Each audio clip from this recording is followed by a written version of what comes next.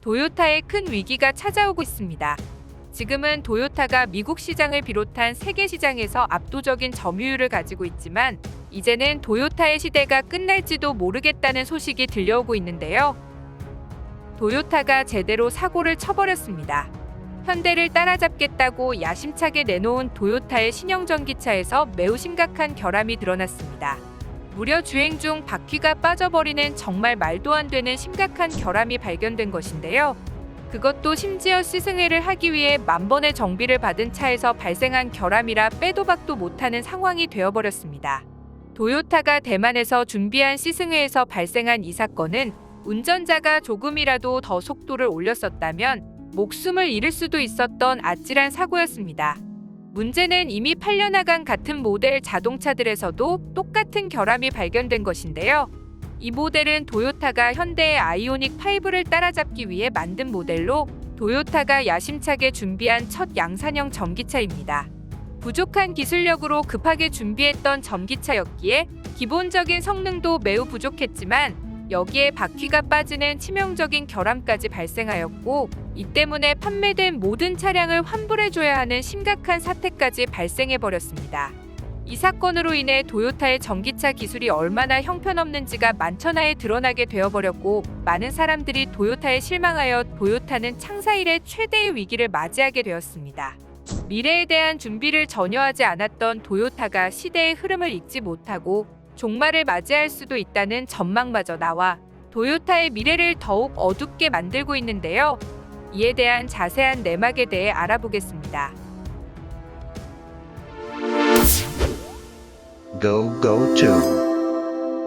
세계 자동차 점유율 1위의 도요타. 도요타는 일본 최대의 제조업 기업이자 무너져가는 일본 제조업의 최후의 보루라고 할 수 있는 기업입니다. 한국도 자동차 강국이라고 할 수 있지만 내연기관 자동차 분야에서 도요타의 입지는 확실히 막강하죠. 실제로 세계 최고의 자동차 시장이라고 할 수 있는 미국에서 도요타는 고장 안 나는 차로 유명합니다. 사실 한국 자동차도 지금은 도요타에 밀리지 않는 품질을 가지고 있지만 한국차가 미국 시장에 처음 진출했던 당시 품질이 좋지 않아 많은 비판을 받은 전적이 있습니다.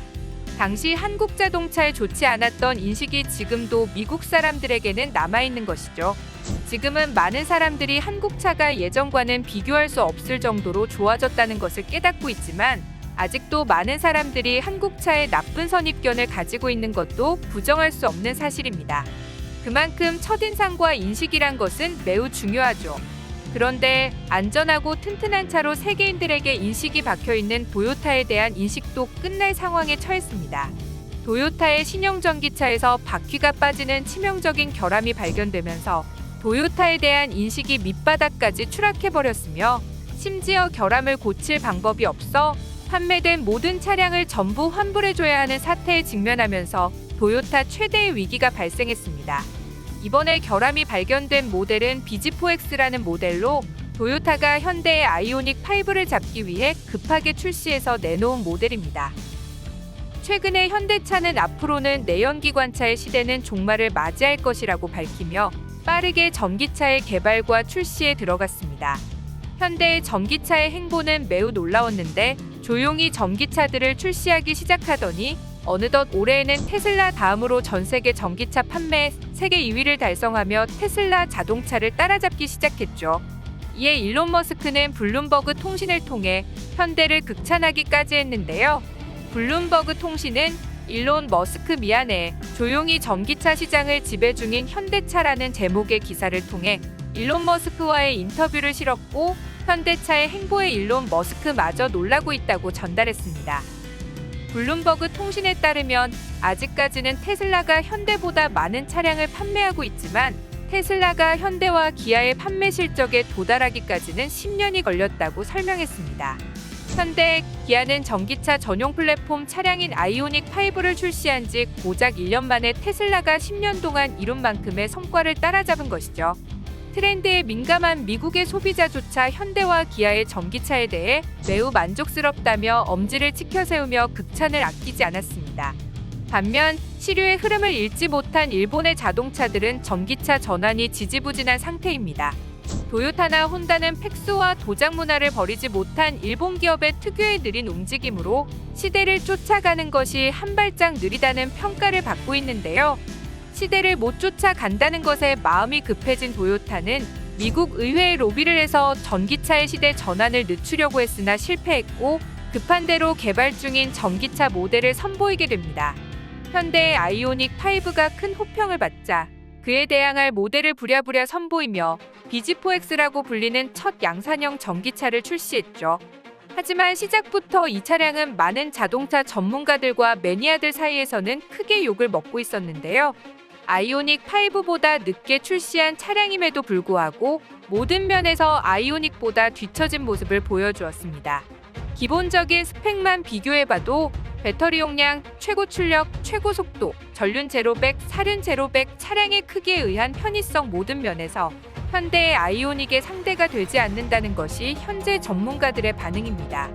내연기관과 하이브리드에서는 최고의 기술을 보여주었던 도요타이지만 전기차 부분에서는 낙제점을 겨우 면한 수준이다라는 전문가들의 악평까지 나왔죠. 심지어 일본의 자동차 전문지인 베스트카에서조차 아이오닉 5와 도요타의 전기차 BZ4X를 비교하면서 아이오닉 5의 압도적인 승이라고 전했습니다.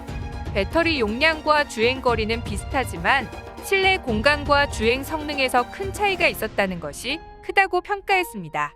또한 매체는 일본 소비자들은 한국 차라면 선택을 망설이겠지만 유럽 사람이라면 당연히 아이오닉 5를 구매할 것이라고 평가하기까지 했죠. 일본의 매체임에도 불구하고 도요타가 아닌 현대의 손을 들어준 것입니다.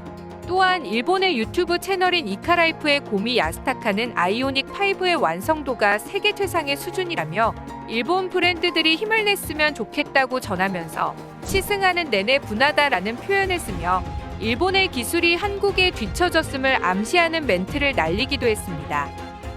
이렇게 새롭게 출시한 도요타의 BZ4X는 세계 시장에서도 현대차와 비교당하며 승차감이 안 좋다, 불안정하다 등등 악평을 받고 있었는데요.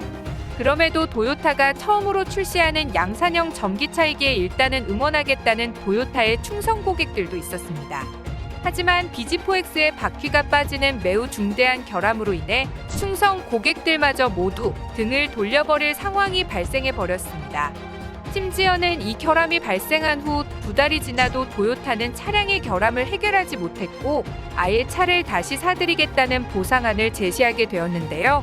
언뜻 보면 도요타가 파격적으로 사후 지원을 해준 것처럼 보이지만 도저히 해결할 방법이 없어 미국에서의 집단 소송이 두려워 도요타가 먼저 환불 조치에 나섰으며 또한 도요타는 브랜드 이미지가 하락할까봐 환불이라는 표현이 아닌 다시 사드린다는 표현까지 써가는 꼼수를 부리기도 했습니다. 전기차 전문 매체 일렉트렉은 내연기관 차량을 연간 1000만 대 생산하는 도요타가 이 정도 문제도 해결하지 못할 줄은 상상도 못했다고 전하며 기존 내연기관 차량과 전기차 설계 개발은 완전히 다를 수 있다고 전하기도 했는데요. 내연기관차의 기술이 있으니 전기차는 어렵지 않을 것이라고 생각한 도요타는 첫 전기차부터 제대로 망신을 당했습니다. 그런데 도요타의 문제는 이것뿐만이 아닙니다. 작년부터 도요타가 뒤떨어지는 전기차 기술을 가지고 있다고 많은 투자자들이 우려를 표하기도 했었는데요. 그런 투자자들의 우려 발등에 불이 떨어진 도요타는 투자자들을 위해 설명회를 가지며 무려 도요타 아키오 사장이 직접 나서 도요타의 미래 전략을 공개하게 됩니다. 도요타 본사에서 치러진 발표회에서 도요타 사장은 도요타는 사실 전기 자동차를 미리 준비하고 있었다는 어필을 하면서 무려 16종이나 되는 전기차를 보여주며 발표회를 치렀는데요. 많은 투자자들은 도요타가 공개한 전기차 실물 모델을 보며 도요타는 계획이 다 있구나라며 도요타가 전기차 분야에서도 세계 1위가 될 수 있을 것이라는 기대를 보이기도 했습니다. 하지만 며칠 지나지도 않아 도요타의 거짓말이 뽀록나기 시작했습니다. 도요타가 준비했다던 전기차는 사실 2대 정도의 차량만 진짜 자동차였고 나머지 자동차는 목업이라고 불리는 모델로 자동차를 실물과 똑같이 만들어 그 느낌을 보기 위해 만든 이른바 가짜인 모형입니다. 찰흙과 플라스틱으로 만들어진 가짜인 모형을 마치 진짜 개발하고 있는 전기차인 것 마냥 눈속임을 한 것이죠. 프라모델을 잘 만드는 나라답게 그럴듯한 모형으로 투자자들을 속여버린 것이었습니다. 이를 알게 된 많은 사람들이 도요타를 맹비난하기 시작했고, 이번에 출시된 도요타 전기차의 결함까지 더해지며 도요타의 신용도는 밑바닥까지 추락하게 되었습니다. 내연기관차 판매에서는 아직 1위를 유지하고 있는 도요타지만 뒤떨어지는 전기차 기술과 사기쇼마저 들통이 나면서 이제는 사기를 치는 기업이라는 낙인마저 붙고 있는 상황인데요. 여기에 엎친 데 덮친 격으로 일본의 고베제강이 20년 동안 품질 조작을 한 사건이 터졌는데, 고베제강의 철강을 도요타를 비롯한 혼다, 닛산 등 모든 일본 차량에 적용했고, 심지어 이 차량들을 검사할 때 부실 검사를 했다는 증거까지 나와 미국에서 집단 소송이 나오기까지 했습니다. 일련의 사건들로 도요타를 비롯한 일본 자동차들의 실체가 적나라하게 까발려지게 되었고, 사실상 기술력도 미래도 없다는 것이 점차 밝혀지고 있습니다. 아직 세계 판매 상위권에 위치하고 있는 일본 자동차들이지만 실체가 점점 밝혀지면서 추락을 하고 있으며, 일본 제조업의 마지막 보루라고 할 수 있는 도요타도 몰락을 피할 수 없는 상황으로 점점 치닫고 있습니다. 시청해주셔서 감사합니다. 구독과 좋아요는 양질의 컨텐츠를 만드는 힘이 됩니다.